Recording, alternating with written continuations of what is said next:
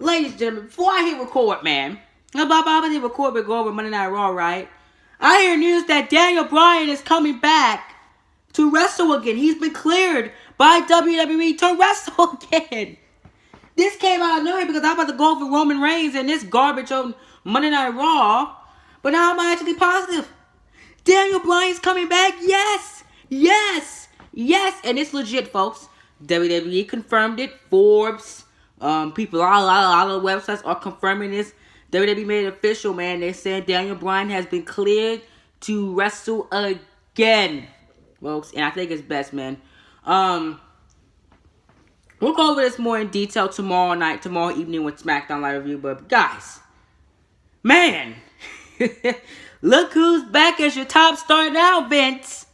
Not Roman Reigns. Daniel Bryan. He's your top star. Not Roman. Please, give me a break. You see, goes to show you how the Roman Reigns experiment has failed. We're about to go over in a second, man. Before we get in that, thank you guys so much for joining me. I am your host, Coach, and if you guys have not realized, I'm going to be reviewing a full show review for 3/19, March 20th, 2018, folks. We're only 2 Raws away from WrestleMania 34, man. I cannot wait for WrestleMania 34, man. April 8th will be a spectacular day for me, man. We live in Mercedes-Benz Superdome for the WrestleMania 34, man. Can't wait to see the. Can't wait to until they unveil the set. It's gonna be beautiful, like WWE always does. It's my first WWE event ever in my life. My first WrestleMania and my first WWE live event since about 2011, 2012. That was back when CM Punk and the Divas division was still around. That was my last time going to a live show. So this is very, very emotional for me, man. And I barely remember that show. The only thing I remember about that show was WWE had unveiled the cover of WWE 13. CM Punk had his music was played and his hands was on around with WWE 13. That's how I remember it. It was 2012 because WWE 13 came out in 2012. It was THQ's last WWE game they made before 2K took the rights until the year after. Now I remember that, and that came down and with CM Punk and John Cena, and I believe John Laurinaitis was in the ring as well. And then CM Punk said, "Got in my ring," and my dad was laughing. It was hilarious. And that was hilarious. That was my last WWE event. I had fun with that show. I was very, very exhausted. I lost my voice. I'm probably gonna lose my voice this weekend as well. For WrestleMania this year as well, because I will be singing Nakamura theme and singing Glorious, my boy Bobby Roode theme. So I'm not gonna lose my voice, but we'll see what happens. But anyway, man, I'm really this Raw.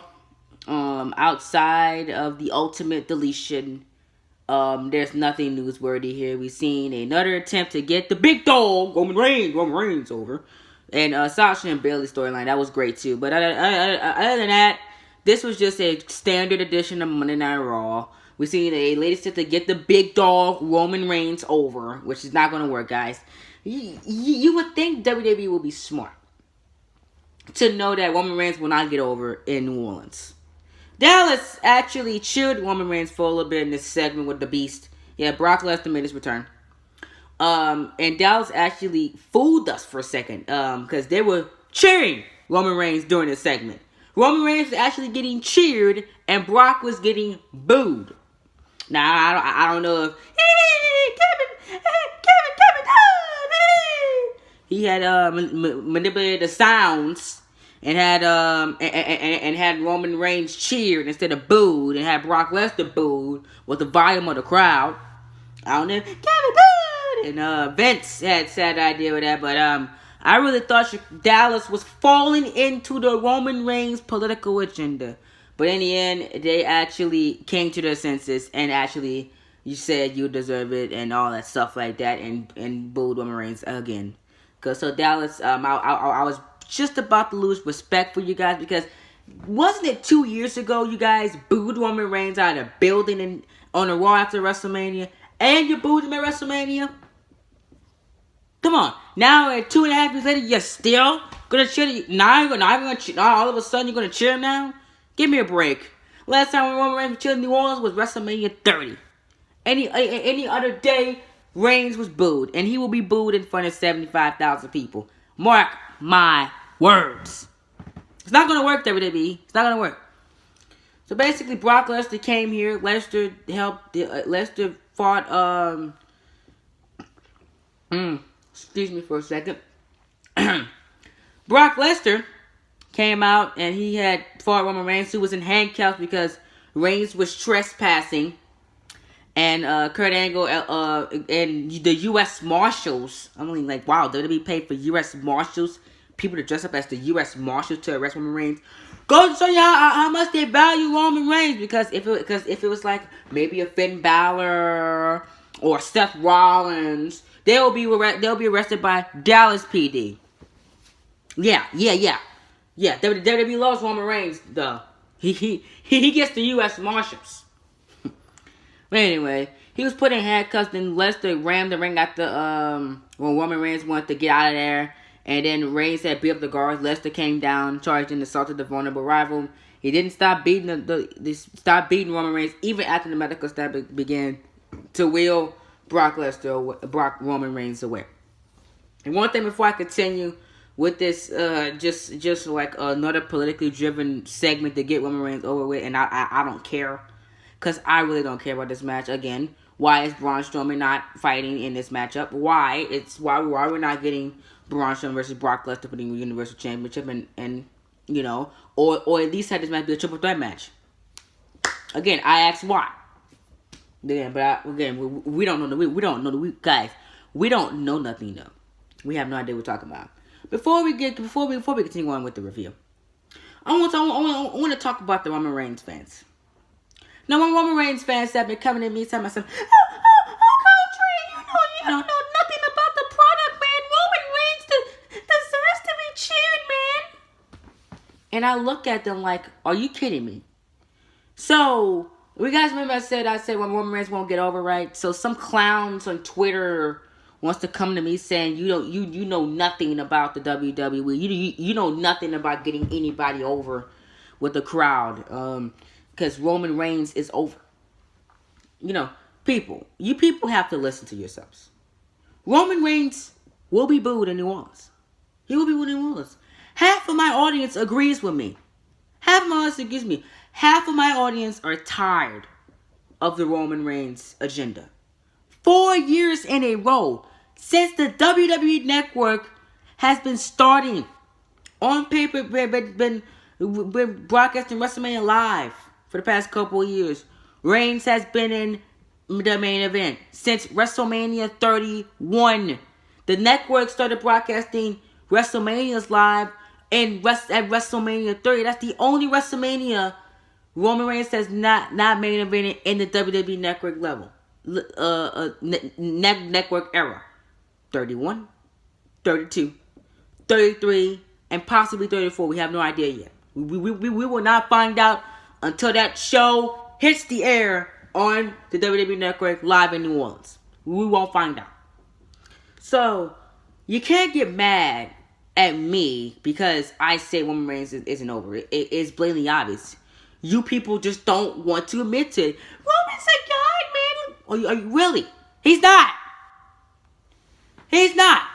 And when it blows up in you guys' face, I don't want to hear you. I don't want to hear you crying and say, oh, JD was right. Oh, Coltrane was right. He's right. Roman Reigns is going to be booed in New Orleans. Yeah. I know I'm right. Because I know what I'm talking about. I've been watching this product for almost 10 years now. 10 years. Don't come at me if you're a casual, especially. I hate the cat. The casuals really, really get on my nerves. If you have not watched this product since 2014, don't come talking to me about Roman Reigns getting over. Please, give me a break. Reigns is not over. He will never be over as a babyface. If you turn him heel, he'll get over. The WWE Universe will give him organic reactions. I've been stating it for the past, how long now? 6 months? Since I've been doing reviews on here, Reigns should be a babyface. God, no. Reigns should be a heel. Most people agree with me. See, you see the reason why I like John Cena now because Cena's actually doing the right thing. He's putting over guys. He's actually putting on great matches and stuff like that. And I like John Cena, even though he hasn't turned dark side, but he's been teaching me with this Undertaker segment that he might turn heel. I've been stating this for years now. I thought the Undertaker was always gonna turn John Cena heel. Walt Coach has been saying it. JD said it. The Lexman said it. A lot of people have been saying that the Undertaker will turn John Cena heel, and I think he will. That's why I like John Cena now. I love John Cena now. I used to can't stand John Cena, especially when he beat Rusev at WrestleMania 31. I hated that. But now I like him now. He put up AJ Styles, Samoa Joe. Oh, we know that Finn Balor. All these guys he put over. All the new talent he's putting over. This year with Mark Johnson losing at his 4th straight SummerSlam. I think it's 7th straight. If he loses this year, which I hope is against Samoa Joe. Samoa Joe needs that. I hope WWE does the matchup that we were supposed to get at WrestleMania with Samoa Joe. I really hope they do it. You know. That is my rant on that. As the rest of the show, I want to go over it really quickly. We seen Alexa Bliss versus Asuka. Coward Bliss ran away. Asuka wins via count out, and Alexa Bliss and Nia Jax was announced for WrestleMania 34. That's not a WrestleMania match in my opinion. Bayley and Sasha Banks should be fighting over the Raw Women's Championship. Braun Strowman versus Cesaro. This was a actually decent match. I really enjoyed it. Strowman wins via pinfall. It was announced that Strowman got to choose from 3 superstars of Kurt Angle's choosing. Jeff Hardy wasn't there. Elias, and I forgot the C guy I seen on Twitter. I'll let you guys know. Probably on. I forgot the C guy. It's not in my mind right now. But it was 3 guys that he had to fight. And they get to choose as his opponent. I predict that he probably will choose Elias as his opponent at WrestleMania 34, and I think Elias might turn on Strowman, and that might lead into a Braun Strowman versus Elias program again after WrestleMania 34. Then we got the Revival versus Titus O'Neil. The Revival defeated Titus O'Neil via pinfall. I loved it. I think Titus O'Neil's time in the sun is over, and I think Apollo Crews needs to move on from Titus O'Neil, and actually, I think Apollo Crews really needs to go to SmackDown Live. He needs to go to SmackDown Live because there's nothing for him in Raw, and the tag team division is getting too populated for him, and he will not have a spot on Monday Night Raw anymore. And we had Sasha and Bayley versus Sonya Deville and Mandy Rose. This was built around Bayley and Sasha. I loved it, except WWE said the reason why Bayley doesn't want to accept Sasha Banks' apology is because Sasha Banks pinned Bayley in the chamber. Again, that makes no sense because it was every woman for themselves. Again, WWE messing up the storyline again. Why couldn't they say, "Oh, you didn't help me take out Alexa Bliss. You're supposed to be my friend. Why not? We're not fighting over the Raw Women's Championship. Instead, Alexa Bliss is still Raw Women's Champion. That's why I don't trust you, Sasha, and that's why I'm not apologizing to you. That's simple. And then during the match, Sasha Banks said provide a distraction by the referee, which caused them the matchup and caused Deville and Rose to win via pinfall. Then we got John Cena continued to call it the Undertaker. Cena said Undertaker still belonging in this ring. He riled the crowd and particularly facing the dead man in WrestleMania, but said that there had been no word for him. He called Undertaker a coward, further inciting the fan. Then Kane, oh Jesus, stepped out and didn't offer an answer for his brother. Instead, he chokeslammed John Cena. Basically the same thing from last week. Called Taker a coward, blah, blah, blah, blah. Basically the same promo from last week, but, did a little different with Kane coming back to WWE television again. Can this guy quickly become mayor so he can get on my TV, man? Please. Help me! Knoxville. I like this guy. Get him on my TV. And we had a generic 6-man tag between the Balor Club and Mr. Rise. Balor Club wins via pinfall. just generic, just to fill time on the show. And then we had Bray Wyatt vs Matt Hardy in the Ultimate Edition. One of my favorite matches of the night. I loved everything about this match. I really wish they would have given it more time to develop. I really wish they would have given more time to develop and stuff like that. 10 more minutes, you know. But I loved what they did with the tease of the Bray Wyatt, because now Bray Wyatt, get this, folks, Bray Wyatt could come back as a babyface. I hope he does, man. I really, really do.